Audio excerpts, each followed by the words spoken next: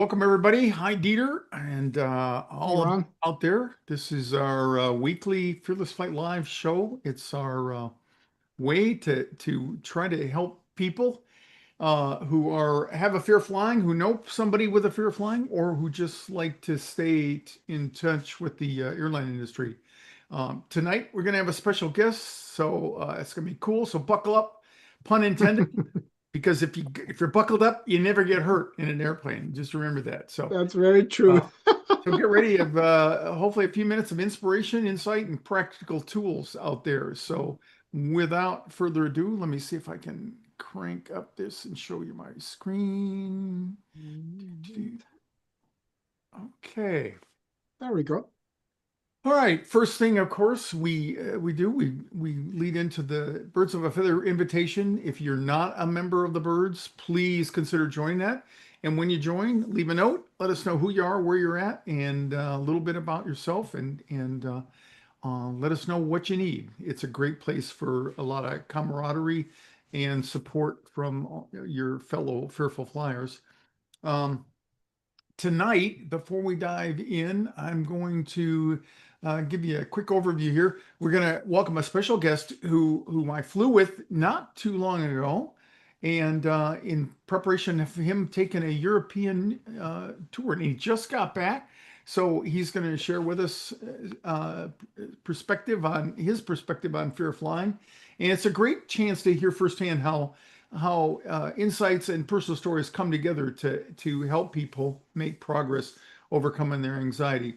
And then I typically have my eyes are bigger than my stomach, but I put together a little piece on therapy and fear of flying. What works.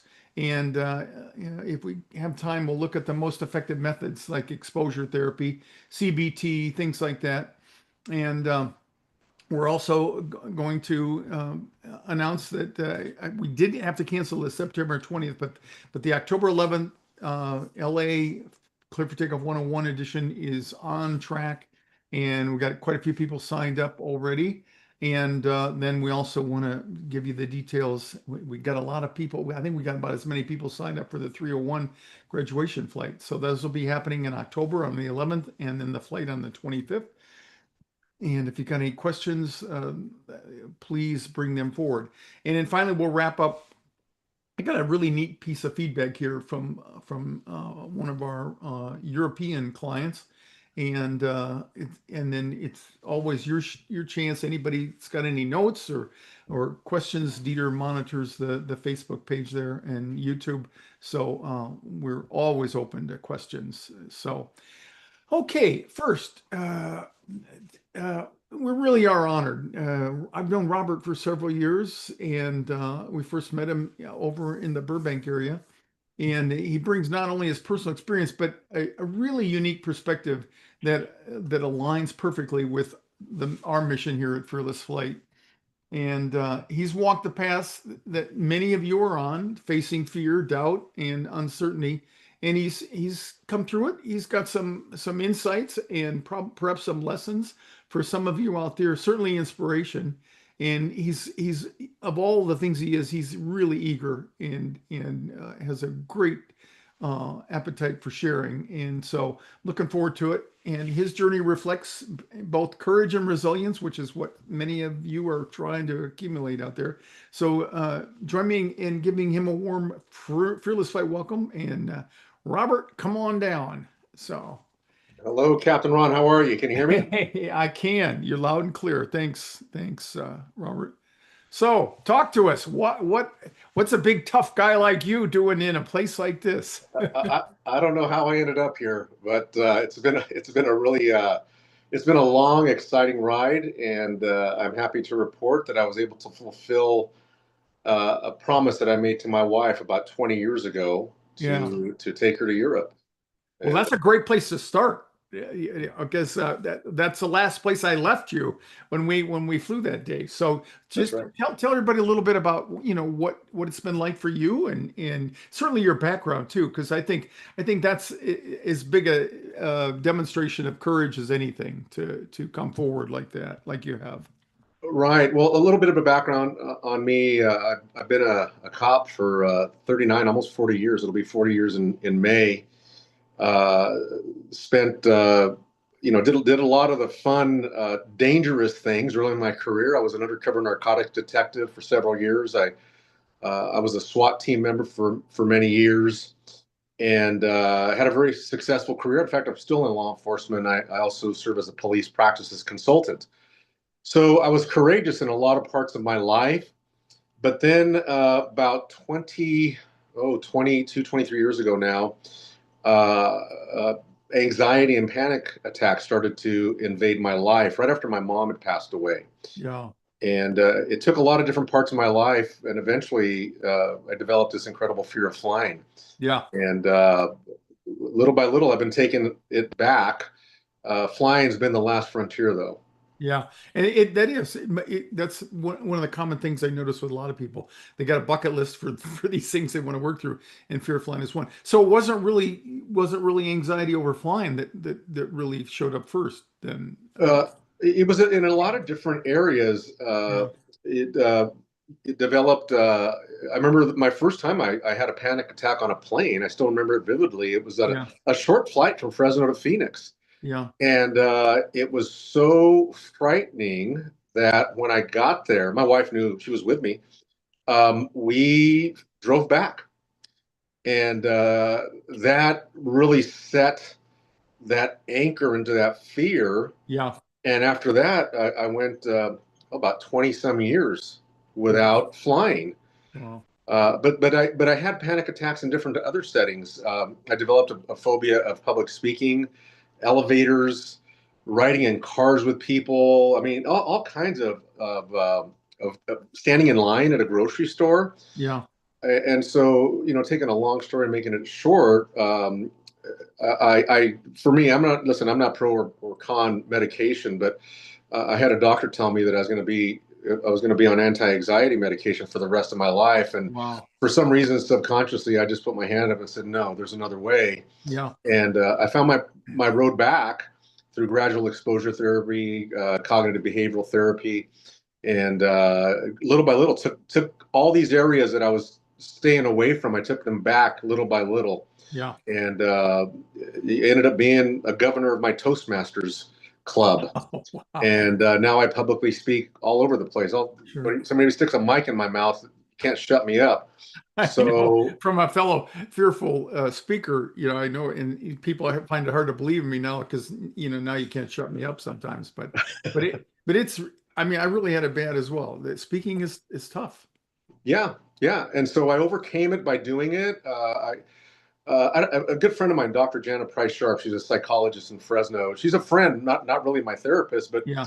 she told me that the road back to overcoming panic attacks is just doing what makes you uncomfortable, Yeah. and eventually you signal to your subconscious mind where the panic comes from. Right, it's in that least evolved part of your brain. Yeah. You send a picture that it's safe. You can talk all you want, right? Just like going to the classes. People think they're going to go to your classes and that the fear is just going to go away. Well, you got the tools, but eventually you're going to have to get in the batter's box and face Nolan Ryan. That's so true. Right? Yeah. Yeah. And one of my favorite quotes is one of the guys that I've worked with a long time ago, and he said, "Sooner or later, you got to get on the damn airplane." Right. Yeah. Yeah. You're Because going to have to get exposure on. really is and it's not just about fear of flying either. It's just that has some unique or challenges, but any kind of anxiety stuff, it really is exposure that helps you internalize it. It does. Absolutely. Yeah. Big proponent. Yeah. So, just a little bit about how we met and what you did, just tell people, because people generally don't believe us. I can't say they don't believe us, but it's not as credible as it is talking to people like you. So how bad was it? Yeah. You said you didn't fly for how many, 20 some years? So over 20 years. Yeah. I avoided it. And, I missed out on a lot of opportunities. Looking back, I didn't go to training classes that I couldn't drive to. Yeah. I didn't go to conferences that I couldn't drive to. I just went to conferences in California. Yeah. And so I missed out on a lot of opportunities.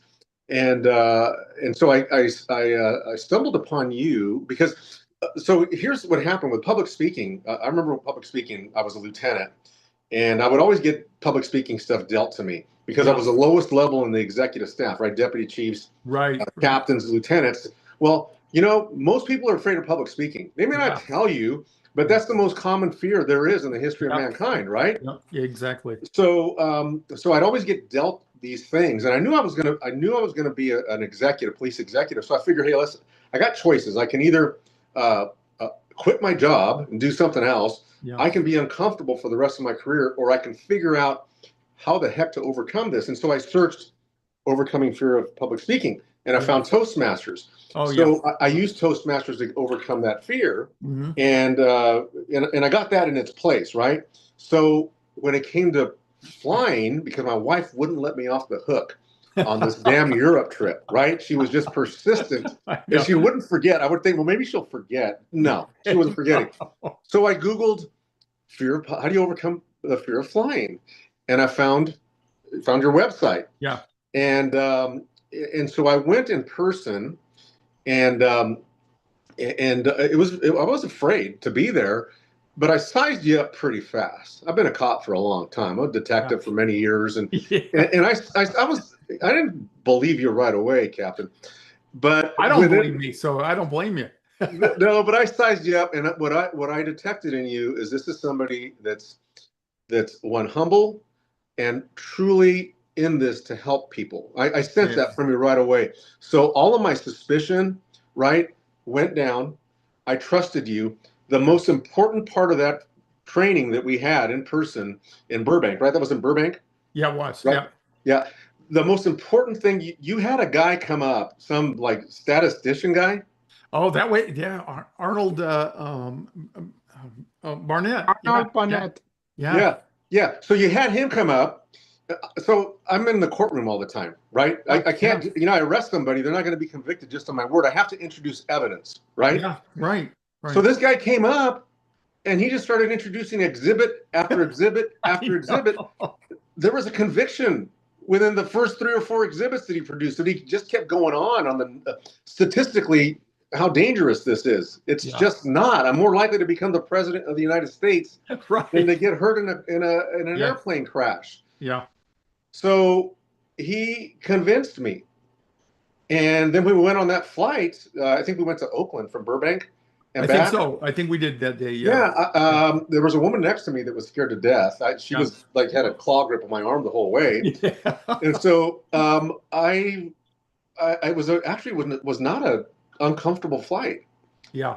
So for anybody that's out there listening, I'm telling you, you're not the only person afraid of this. It's common. It's common. A lot of people are nervous on the flight.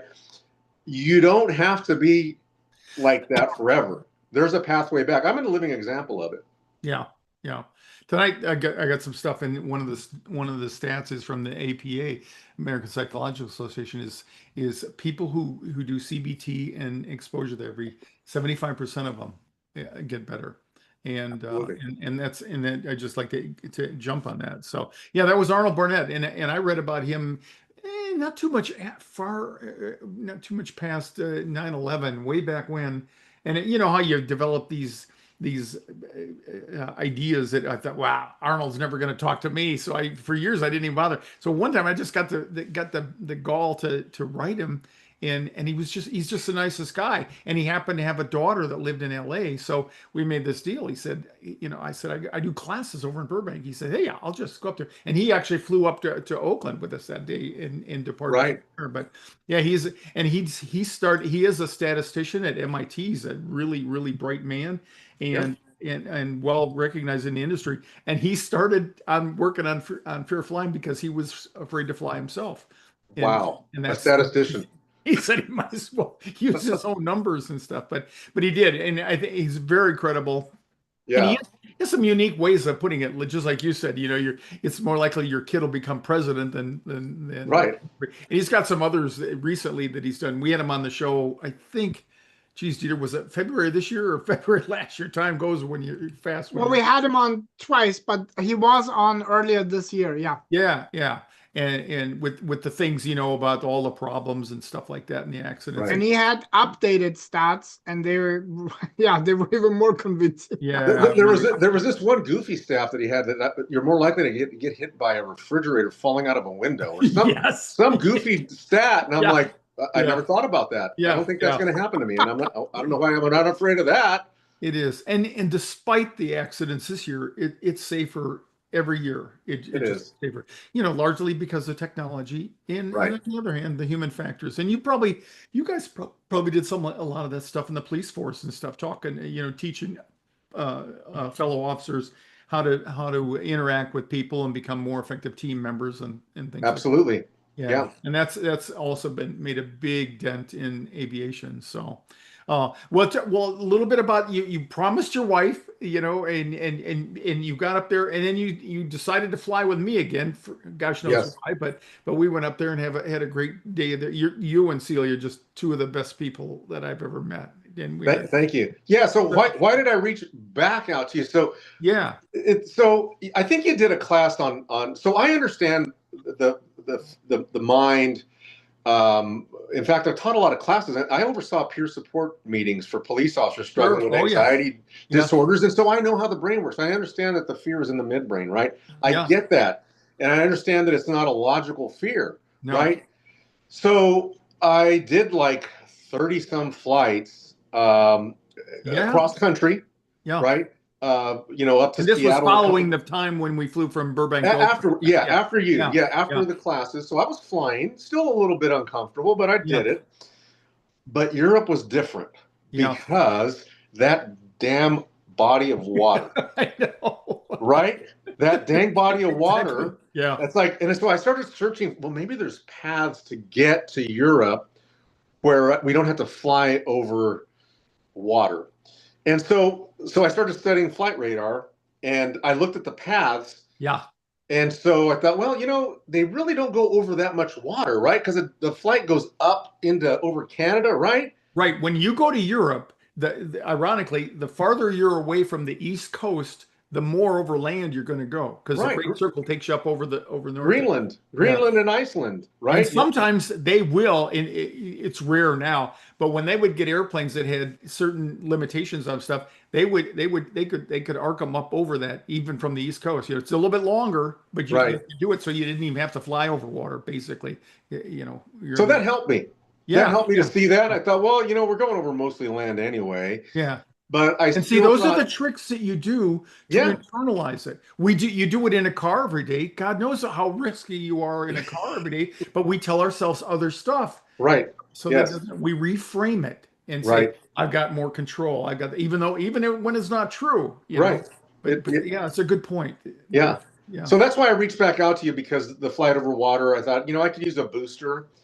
And I think you noticed on the plane, I wasn't with you. I wasn't nervous at all. No. I was fine, but I still built up a little bit of anxiety as the flight got closer to Europe. Yeah. But I think you had more nervousness about disappointing Celia. I was more nervous about that. I was going one way or another. I was going, right. Even if I was just uncomfortable, and I do a lot of journaling. That I find is very, very helpful for me. I think that's a really great tip. I tell people, just write stuff down constantly. Yeah. One, it takes your mind away a little bit from it, because you got to physically control it. And that's why I tell people sometimes, if you're having trouble getting going, use your non-preferred hand a little bit, because it'll keep you tied up in that. But journaling really is a really valuable tool. I find that when I journal, and this goes back to with other fears, because the thoughts tend to come, those automatic negative thoughts, ants. And when I take the time to write, I create a little space in between the thoughts. And so it lets me get in there and break them up. And when I put them in writing, I'm using my hand, I'm touching it. There's something very powerful in journaling. So it really is. It helped it tremendously. Slows you down, as you said, because you can't write as fast as you can think, and it does slow you down. It slow down your breathing. I tell people, I know it's hard to accept, but it'll keep you out of panic. Yeah, and eventually I got to the point where I noticed that when I was journaling, Yeah. I had a realization that it wasn't so much words that were entering my mind; there were images, Yeah. and the images were not of things bad happening to the plane. Yeah. That's not my fear. Some people are afraid it's going to crash. Right. My fear is embarrassment. Yeah. Yeah. I was the only fear was, oh, I'm going to panic and I got to go tell this pilot he's got to land the plane. Yeah. That was the image that kept coming into my mind. And so I had a real aha moment on the plane. And then I would just, when I would have that image, I would write down, listen, the worst that's going to happen to you, Robert, is you have a panic attack. Have it right here in your seat. Nobody needs to be bothered by this. Right. And you've never died from a panic attack.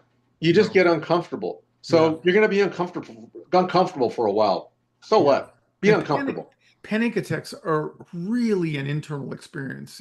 People are, I tell people, you look out there and you think that people see you in the state of mind that, they think that's Right. visible. But I said, No. half of them are worse off than you are, and they're hiding it just as well. Right. Because fear of embarrassment is more so, I think, than fear of flying or crashing or whatever people are worried about. But I really think that over the years, I've seen that. And now, people are worried about, one, having an experience that they can't manage themselves, and two, people, it will become public. Right. Yeah. Yes, exactly And that. for you, a public figure, I would think that would be even harder. Yeah, it is. It is. But really, I have gotten to the point, like with public speaking, I just got to the point where I would just internally just tell myself, who gives a, you know what? I won't be as verbal here, but Age helps too. Huh? When you get older, you finally get to the point you don't give a rip anymore. Nobody cares. Nobody cares. Who cares? It doesn't matter what anybody thinks about me. I don't care. And I mean, I use that with public speaking. So not that long ago, I did a presentation in front of a police academy. In fact, here in Southern Nevada. Yeah. And as I was sitting up on the platform with all these chiefs dressed in their Class A uniforms, I started to have these anxious thoughts about public speaking, which is weird because I've been speaking for so long now. Sure. And I finally just told myself, Robert, who cares? You're not even getting paid to do this. Exactly. Even if you do a horrible speech, they're going to get what they paid for. Exactly. And so when I logic that to myself, it just kind of like, oh, okay, well, it's not a big deal. And it goes away. Yeah. Yeah. And it really is. I mean, and I think your determination is really what will inspire a lot of people, because I tell people the main thing you need is just never give up. Just don't quit, because everybody can hack this. It's just a matter of staying in there. And do you have any times when you had a little bit? Well, you said you had one aha moment, but little insights that you get from different things, and that supported you along the way. Well, so as far as the aha moment was when I recognized that they were images that were frightening me. I was just scared. All I was doing was scaring myself with the image. Sure. But then, I thought to myself, well, your subconscious mind is still producing this. You need to stay out in your prefrontal cortex. You need to stay out in that most evolved part of our brain, not down in that lizard brain. Yeah. And so I would start to do things like, for example, I pulled out my laptop and I started doing my budget. Oh, well, you can't do a budget in your midbrain. No, you need math, right? You do. So really I was invoking that part of my brain, and then it would go away. And because I was creating that those pathways to spark up here. Yeah. So when it was interesting when I did those things, that I was observing that the anxiety would go away because the images went away. Sure. Sure. So and we talk about Jonathan Haidt's a psychologist, and he made a graphic example or a metaphor with the elephant and the rider, based upon a fellow named Daniel Kahneman, who did a lot of research on the way the brain operates, and he wrote a book called, he won a Nobel Prize and wrote a book called Thinking Fast and Slow. But the elephant and the rider is that the elephant is that midbrain part that you talk about, that it's we use it effectively a lot of times because it's big and massive, and that's why we use the elephant to symbolize it, and it'll get you your goals. It's what gives you the oomph to keep going. But unfortunately, it's more wired to the emotional brain, so it gets chickened out fast. But this little rider, metaphorically, that stands on top, whose job is to remind the elephant, hey, I know it's big. I know you know you're scared right now, but just think about it this way. And that's what Right. you're talking about, is about using logic and analysis and forcing ourselves. That is the gift of being human and having this prefrontal cortex that we have. But Yeah. it's hard to use that when you Yeah. get overwhelmed. Yeah. Yes. Yeah, it is. But it can be done. The good beautiful thing about the brain is it's mushy and squishy, and it's pliable and it's open to change. Yeah. It can always Yeah. change. It's never too late. I Yeah. don't care how long you've been avoiding this. You can reshape your mind, your brain, Yep. and you can be in charge of it, and you can tell it what you want to do versus the other way around. Yeah, yeah. Any words of wisdom to anybody out there? And I'm going to invite Dieter in here in a minute, just in case there are any questions or people want to comment. So I think that what's really important is gradual exposure therapy, and basically that means just do it in little pieces, Yeah. and also do it on your terms, Yes. which gives it a lot of power. And so if you're avoiding it, start small. Do a little flight. Do, like, for me, Fresno to Vegas, it's Yeah. 45-minute flight. You're not even at cruising altitude very long. Yeah. Start small, and eventually start stretching them out. And if you're afraid of something long, eventually you're going to get there. But keep doing it. Yeah. Just keep doing it, even if you're afraid. Keep doing it. Yeah, and it is really, really critical that people do that. And as you said, for whatever reason, we think that I think most people think, oh my God, if I'm afraid to get on an hour flight, then a 3 hour flight or a 6 hour flight would be, 6 times worse. But it really isn't. But No. that is a way, as humans, we talk ourselves into it. And so I Mhm. totally support that. I tell people when they say, "What's my next step?" I got this, and they haven't gotten on an airplane. I said, try to, if you can work it in your budget, time wise and money wise, take a short flight, because Yep. you get to do this, you get to practice. Did you talk to the crew when I had the opportunity to do that when you went over there? I didn't. I didn't do a lot. I'm not pushing drugs, but I take Xanax. Yeah, I take it with me. I don't take it. yeah, I like don't a take teddy Xanax, bear. Yeah, but I took it with me. And you know what? I didn't use the darn things. yeah, yeah. In fact, I don't even know where the heck they went. They were in my pocket. I don't know, maybe I washed it or something, but Yeah. I didn't use it. I had the harmonizer. I texted you right before because I couldn't get the darn thing on my Right, phone. right. And then you helped me get it back on my phone. I didn't even use it. Yeah, yeah. And that's a tribute to you and the work that you did leading up to that. And when we flew together, I just thought, man, you got it going for you. So Well, I need, without you, I wouldn't have. I'm just telling you right now, I wouldn't have, because I would not have gotten in the plane. I just wouldn't have done it. So, it's amazing what you're doing, the different people that you're helping. My son also fears flying, so I Does he? suspect that some of it's genetic. Yeah, It's nature. My sister won't fly, for sure. and so my son's got 3 flights booked coming up. Wow. Yeah, Yeah. yeah, Well, he's got you to rely on and get some tips and pointers now too. absolutely. Give him the harmonizer, tell him to anything you can do to just move his mind away from where Yep, it has to go. yep, So absolutely. yeah. So Dieter, Ron, yeah, there's a couple of things actually. So the first, there's a lot of people that could really relate to your story, Robert. And Joan says, your journey is incredible, truly inspirational, great ideas. Heidi says that's amazing. What a great accomplishment. And I'm gonna maybe let you connect with Janelle. She says Sure. she says, I'm pretty sure Robert knows my sister-in-law, so I'm gonna Oh, I might. yeah, I've been so around. I'm gonna let you guys connect afterwards. But actually was a question as well, and that has to do with what actually was your experience flying to Europe? There's somebody who has a flight coming up, and they just wanted to know what was it actually like, not just so much maybe only from, like at the anxiety perspective, but also what was it like having that longer flight, being over water? What was that experience like? Well, first of all, the flight was incredibly smooth. Yeah. There was And they virtually are. no Sometimes they are. turbulence, man. Yeah. Yeah. Yeah. There was no turbulence.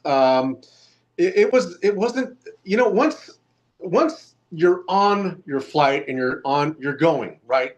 I get a little bit of anxiety when the, the noise and everything. Sure. But once you're up in the air and they're walking around and they're handing you food, I mean, they feed you so much, you're eating the whole time, right?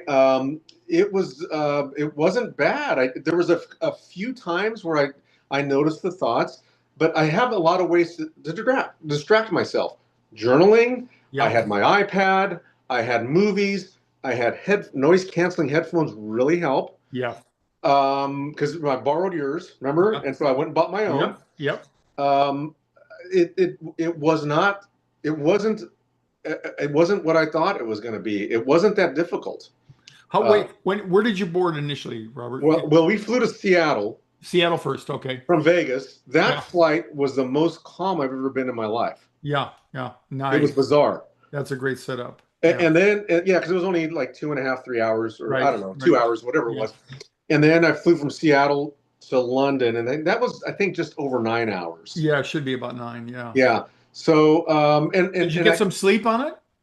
A little bit, not a lot. Yeah. Not a lot.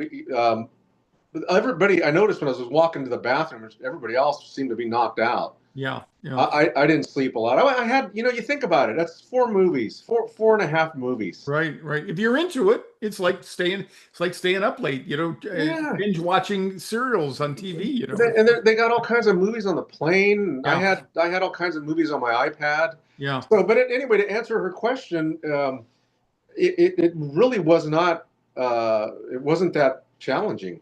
Yeah. Yeah. And the kind of seat, what kind of seats did you have on? Well, I had really nice seats. Okay. It was a little pod. Yep. Nice. And I tell people, the best, most expensive seats you can afford, go for it, especially if you're on a long flight, because it does afford you a lot more comfort, I think. Especially I could I was laying down watching movies. I could roll on my side, and it was very, very nice. Yeah. I totally agree with that. And you'll never know. She asked about the water. I don't even know when the heck we were over the water. Right. In fact, that fear was gone. I wasn't for some reason I wasn't worried about the water anymore. Right. I figured it doesn't matter if you're over land or over water. Don't land in either one. No. Yeah. And we get to thinking about the water part all the time, but it's really it's ETOPS it's extended twin engine operation over or procedures. So it was really designed not just for over water, but over parts of the globe which you did go over, which you wouldn't want to land if you had to down there. It was all snow and ice. Yeah. And a lot of nothing in terms of rescue and stuff like that. Yeah. Yeah. So, in the general answer I give to people about what about flying over water and stuff like that, I said we plan it so we don't ever need to do that. We need to use the internet, and that's how we do it.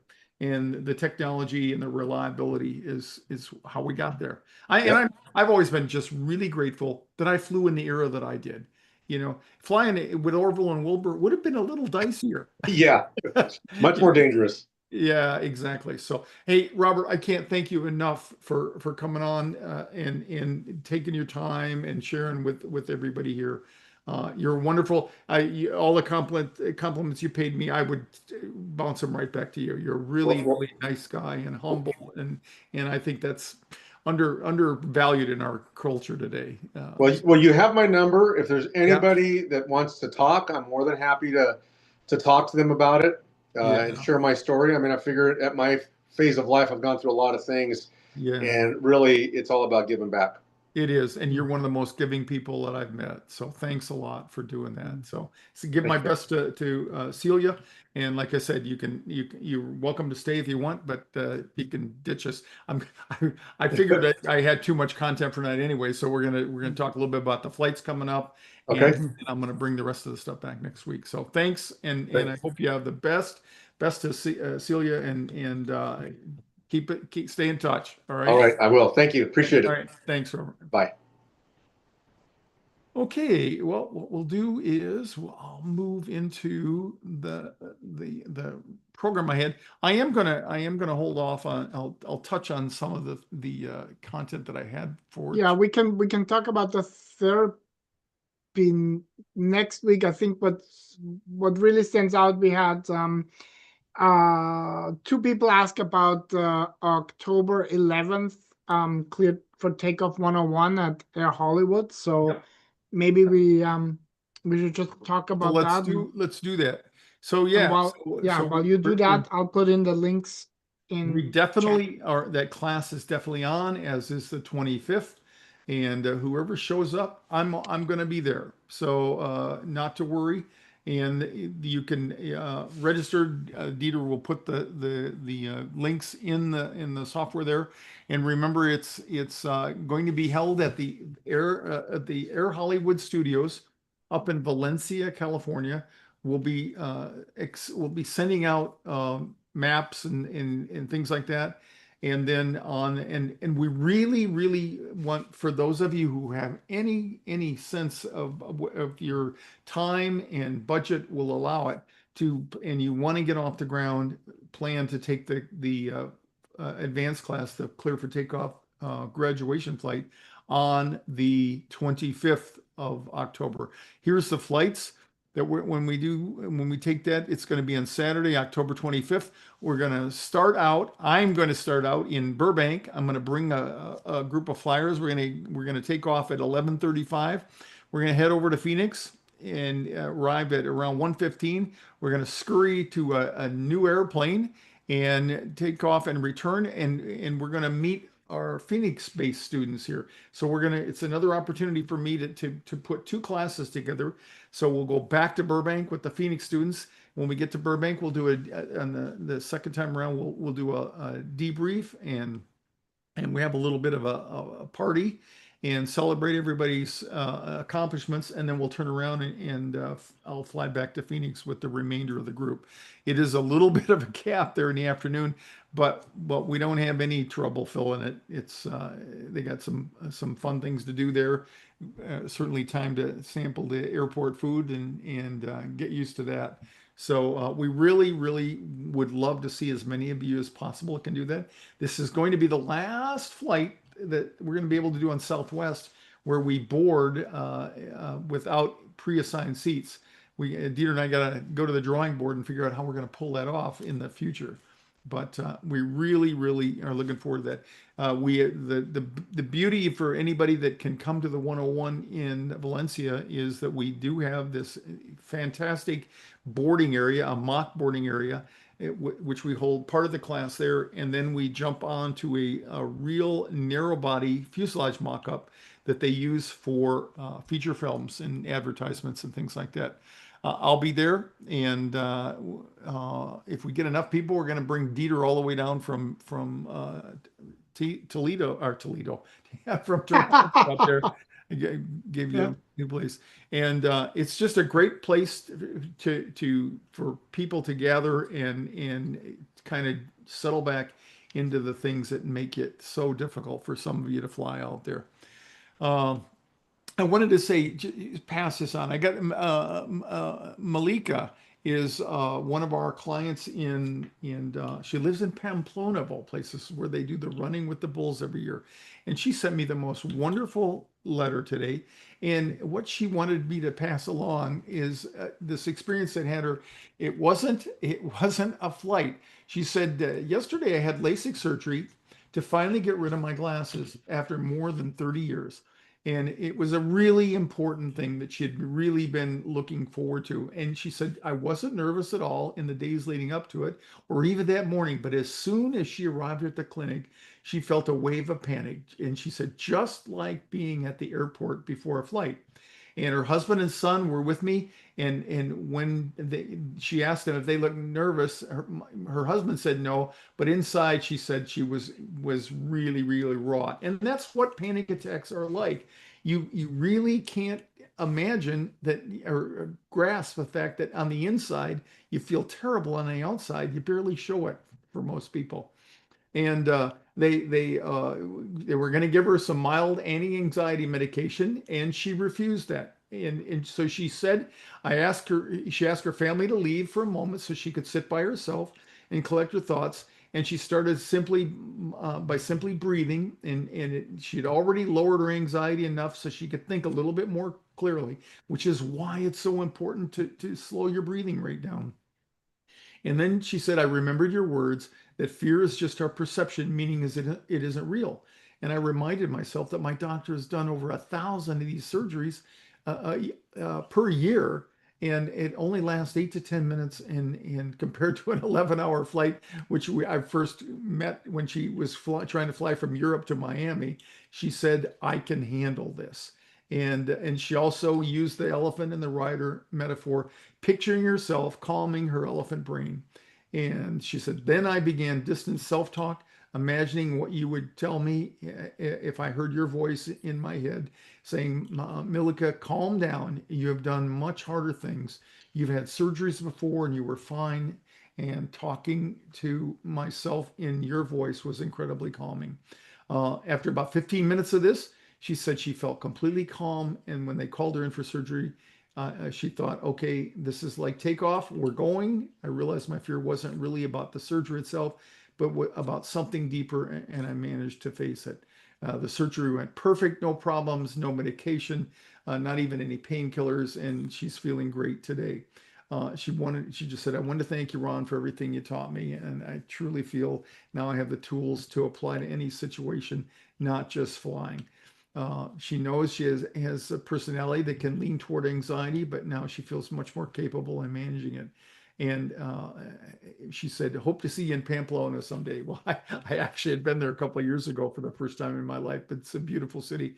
But anyway, I want to thank her. And this is, I mean, it's so rewarding to watch people. Dieter and I love to hear your stories and your successes about flying, but it's really, really another level when we hear about people that were able to take something they learned trying to overcome their flight anxiety and use it to manage anxiety in general. And she's a great example. She was a very hard worker. She's a very bright person.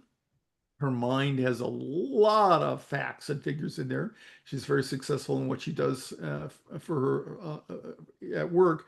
And that's very common to a lot of people who have fears of flying. So I want to just a big shout out to her and say congratulations. We're really, really great, satisfied that she could find those tools and use them. So just a little bit more about the flight on the 25th. We are going to have, as always, we will have a pre-flight webinar on October 23rd. This is a lot of fun. We combine education strategy and emotional support, and we'll walk you through the boarding process, what it's going to be like on the flight, talk about, and this will be for both groups of people, Phoenix and Burbank, and we'll have a Q&A and get you all up to speed and on the same page the night before. So that's the Clear for Takeoff 301, our flight class, our graduation flight on October 25th. And that'll be the last one we do this year. So we really hope that you can come and join us. Again, it's flight 1666 out of Burbank at 11:35, flight 1040 from Phoenix going back to Burbank. And then for those of you in Phoenix, we'll be going home on flight 249 at 8:35 that evening. So they're in a new facility, but it's very similar to this one. That's one of the classes that we did several years ago. So we hope that if you're in the Phoenix area and you've been thinking or on the fence about should I really take a flight and get on the airplane, we've cut the price in half from $397 down to $197 to make it more affordable. Hopefully that will help many of you. And here's a really good I guess feedback testimonial from Janelle. Janelle says, I used to cry and make myself sick leading up to flying and on the way to the airport. I did the Air Hollywood class and then flew from Burbank to Oakland. I think that was actually the same class that Yep. Robert and I Yep. and Arnold Burnett were on.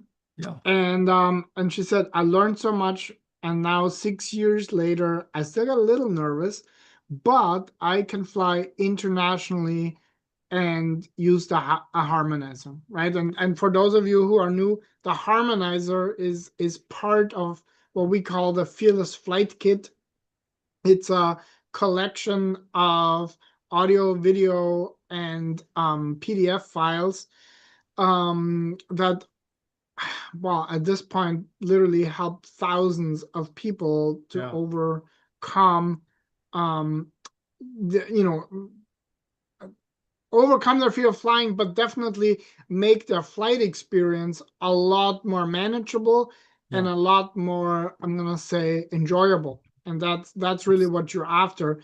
Like Robert said in the interview, if you hope that attending one class or something like that is gonna make it completely go away, that is not gonna be the case. But staying with it, what happens is, like with exposure therapy, CBT, and all the other things that we're teaching here, what you will become back in control. And that's really what we're after. Not that you're completely at zero, but that you can manage and have a positive, empowering experience.